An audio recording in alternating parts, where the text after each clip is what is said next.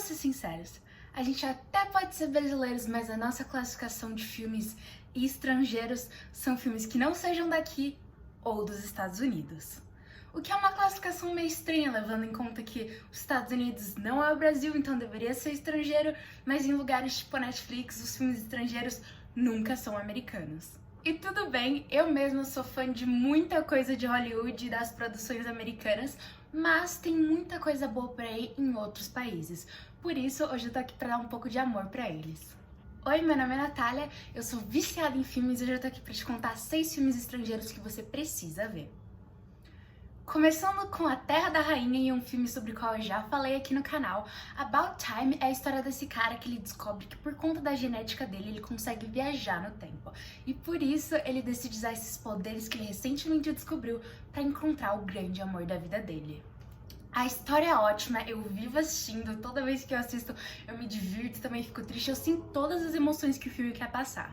E esse filme é bom não só no parâmetro de romance, o que ele é mais tipo um drama romântico e tal, mas ainda assim nos parâmetros de filmes, tipo, se você não considerar o gênero, eu ainda acho ele incrível e comparável a outros filmes. Além disso, a gente tem atuações ótimas, tanto de atores quanto de atrizes, incluindo a nossa querida e amada Margot Robbie e a Rachel McAdams, o que fala sério, maravilhosas, quem não ama essas duas. Mas aviso, vai com lencinhos porque chorar nesse filme é muito fácil. E se o assunto é filme triste, por que não falar daquele filme que todo professor de história te indica quando você está estudando Segunda Guerra Mundial?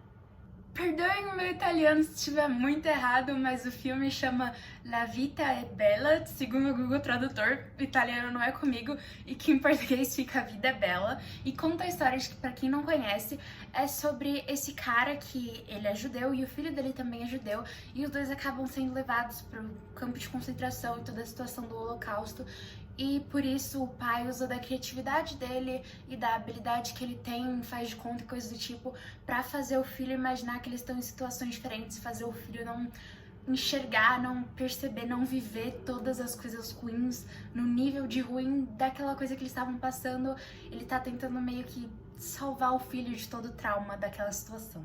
O filme ele é muito bem feito, mas ele também é bem pesado e devastador, então vá com isso em mente. Não é um filme fácil de digerir, não é um filmezinho que você assiste em qualquer momento. Mas se você tiver psicológico pra assistir, eu recomendo demais esse filme.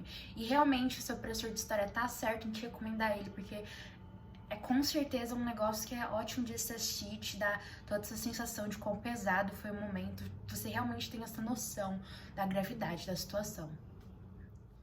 Agora a gente vai passar por uns filmes franceses, o que sempre tem uma vibe meio lenta e pesada, pelo menos os que eu assisti. Respire, do francês, que em português fica só respire mesmo, é exatamente esse tipo de vibe, meio lerda e tal, e bem pesadinho. Ele é meio lento, então você tem que estar assim disposto a assistir, mas o final me deixou assim de boca aberta e olho arregalado, pensando assim pelo maior tempão e refletindo em tudo que eu acabei de assistir, porque foi, nossa, de apertar o coração. É a história sobre a menina Charlie, que ela é uma adolescente típica de subúrbio e ela vive a vida dela na escola normal, só que tudo muda depois que ela adquire sentimentos bem gays, esses sentimentos, e começa a fazer amizade com essa menina nova, que ela é toda rebelde e tal. Enfim, as duas começam a desenvolver essa amizade, mas tem aí uns tons meio lésbicos e tal, mas não é uma historiazinha feliz de romance lésbico, não é, fique avisado, não é feliz. Esse filme não é feliz. Eu não quero dar muitos detalhes, porque esse filme realmente, se você vai sem nada, ele vai te chocar, pelo menos foi o que aconteceu comigo. Eu não sabia nada sobre ele, além tipo da capa e do título e tal. Eu vi ele num festival de filme francês que teve em 2020 e simplesmente, nossa, uau! Depois que eu vi aquilo, literalmente saí de boca caída e fiquei tipo olhando pra tela por uns minutos enquanto terminou, porque é festival online e tal, 2020. Ele é mais lento, mas se você tiver paciência, ele vai te surpreender e ele vai, tipo, te chocar se você deixar ele fazer isso. E eu super recomendo. E, inclusive, se você curte filme mais lento, é bem provável de que a França seja o país certo para você curtir o cinema. Ainda na França, bora com mais um filme. Nesse caso, a gente tem uma história mais de horror, com bastante gore, que pra quem não sabe é tipo víscera, corpo humano, que assim, essas coisas mais nojentas, sangue e tal. Então, se você não curte esse tipo de coisa, não assiste esse filme. Ele é meio nojento e, inclusive, eu recomendei pra uma amiga e eu falei pra ela que ia ser nojento e ela, inclusive, ficou chocada de quão nojento era, mesmo tendo sido avisada. Pra quem não conhece o nome do filme em francês, tenha em mente que eu tô aqui tentando assim com o Google Tradutor, entendeu? Mas é alguma coisa tipo grave. Mas ele é mais conhecido pelo nome dele em inglês mesmo, que é Rock. A história é sobre essa menina que ela cresceu numa família de vegetarianos, então ela nunca comeu carne na vida. E ela resolve fazer faculdade de veterinária. E quando ela vai pra faculdade, em meio aos trotes de calor e tal, ela acaba sendo obrigada a comer carne animal crua. E depois de sentir o sabor, não tem jeito fácil de falar isso, mas basicamente ela fica com vontade de comer carne de uma certa espécie chamada raça humana, assim, sabe? Ela resolve assim, tô com uma vontade. É meio estranho, eu sei, mas eu prometo que se você curte essa mistura assim de horror com drama e tal, você vai curtir essa história. E agora, o meu filme favorito dessa lista, se não um dos meus filmes favoritos da vida, porque é um dos melhores filmes que eu já vi.